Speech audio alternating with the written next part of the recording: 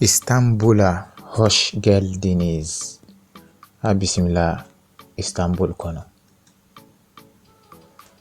Bambaraca olarak Türkçe öğrenmek.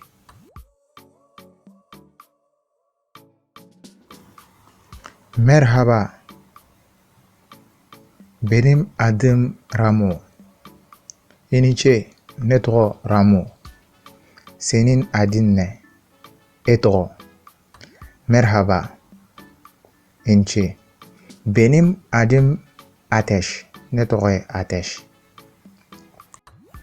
Nasılsın?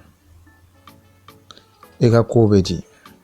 Nasılsın? İgakobedi. Teşekkür ederim. İnice. İyiyim. Negakene. Sen de nasılsın? İgakobedi. Ben de iyiyim. Negakene. Çok şükür. Balatan.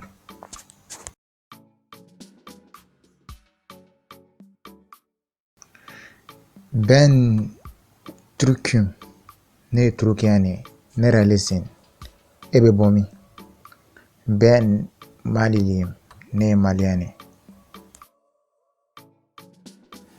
Nerede yaşıyorsun? Ebe Vilami. İstanbul'da yaşıyorum. Nebe Villa İstanbul.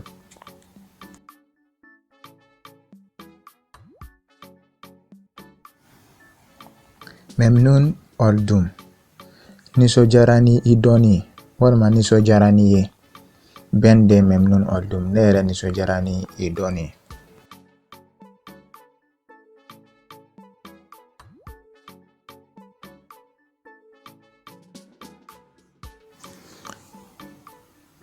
Yarın görüşürüz.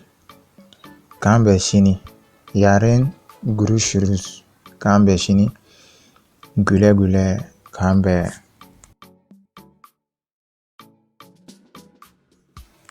Nyanga bi walanda labai.